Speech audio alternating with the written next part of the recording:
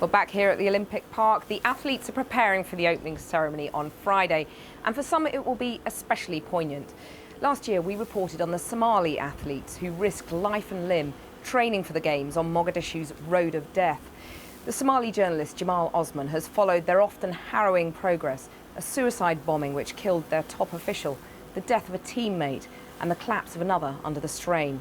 Now he's been back to see their final preparations and join them on their triumphant journey to London. Here's his exclusive report.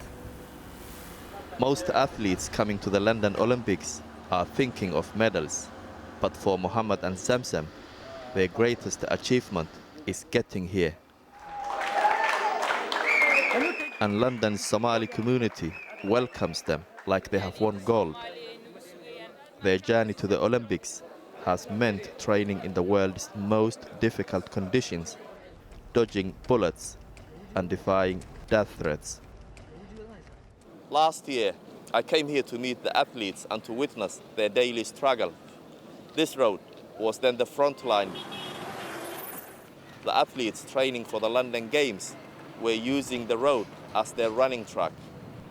They described it as the road of death. I returned to continue the story of Somalia's top athlete Abdi Nasir and his journey to London 2012. But decades of conflict have deeply affected him. His mother and two of his brothers were killed in the war, and this year his teammate died, and the head of Somalia's Olympic Committee was killed by Islamists. Our Olympic leaders who were helping us died, and safety-wise, running on the road became very difficult for me, and that has affected me mentally. Despite failing to qualify, Abdi Nasir is happy for his replacement, his former training partner, Mohammed. Since you are representing all of us, you must lift the Somali name in the eyes of the world. We'll be supporting you from here. Mohammed will run the 1500 meters in London. Since he was chosen to represent Somalia, he has had to get used to being famous. Some clap and some shout, "Here comes the national athlete," and wish you success. At the same time, you will hear some saying, "Where is this crazy man running to?" Somalia's other Olympian is Zamzam. Her coach spotted her playing basketball and convinced her to switch to running. As a woman in a very conservative Islamic society, she has had to fight hard to be accepted as an athlete. She often avoids running on public roads and has even received death threats. My mother was called on the phone and told that they were aware that I played sports, that I was part of the evil, and when I get back to the area, will be slaughtered. It has been an emotional journey for her mother too. Zamzam's father left his family many years ago, so she raised 3 children alone, selling tea on the streets. When she told me the news, my whole body lifted up. I kissed her on both cheeks and told her, "May God make you the top." Friends arrive to pray for success. Meals are cooked in their honor. The whole country is getting behind them. The Prime Minister invites them to say goodbye. It's time to go.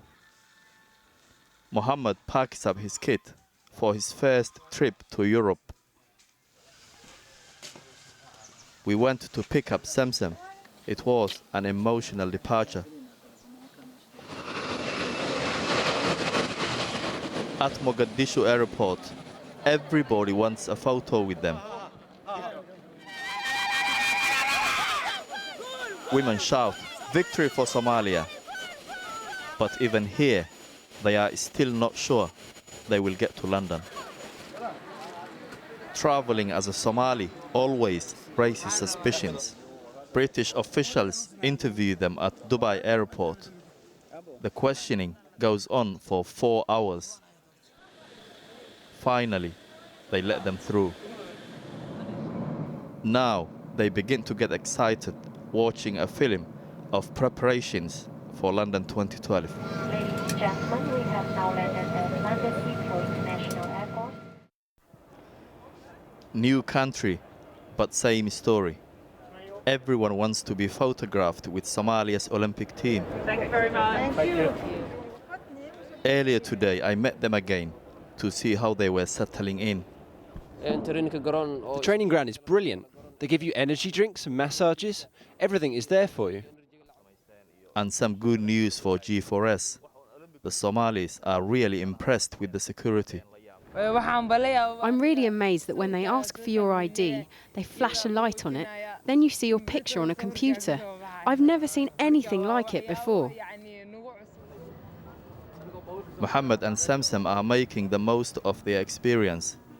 They are unlikely to get onto the podium, but when they raise Somalia's flag in the opening ceremony, their Olympic dreams will have already come true.